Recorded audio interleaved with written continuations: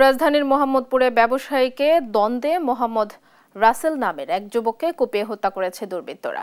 এ সময় আহত হন বিপ্লব নামের একজন। শনিবার রাত 9:45টার দিকে মোহাম্মদপুরের নবীনগর হাউজিং এলাকায় এ ঘটনা ঘটে।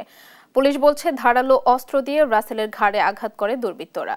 গুরুতর আহত অবস্থায় শহীদ সোহরাওয়ার্দী মেডিকেল কলেজ হাসপাতালে নেওয়া হলে তাকে মৃত ঘোষণা করেন চিকিৎসক। এ ঘটনায় পেপার বাবু এবং তার সহযোগী মোবারককে আটক করেছে পুলিশ।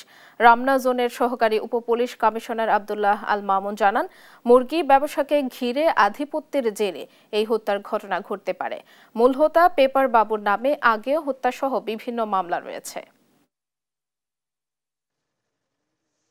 অতর্কিতভাবে দুইটা মোটরসাইকেল এসে তাদেরকে কুপিয়ে আহত করে। একজনের পিছনে আঘাত লাগে, একদম মেইন যে রগ আছে রগটা কেটে যায়।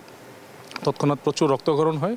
স্থানীয় প্রত্যক্ষদর্শীরা তাকে সোহরাওয়ার্দী মেডিকেলে নিয়ে যায়। আর বিপ্লবের হাতে কোপ লাগে, বিপ্লবকেও তৎক্ষণাৎ হসপিটালে নিয়ে যাওয়া হয়। অভিযান পরিচালনা করে পেপার বাবু যে ঘটনার মূল হোতা তাকে অ্যারেস্ট করি এবং তার সহযোগী মোবারক, যাকে আমরা ভিডিও ফুটেজ দেখে শনাক্ত করেছি, এবং আহত বিপ্লব সে নিজেও ছবি দেখে কনফার্ম করেছে যে তারা ঘটনাস্থলে ছিল।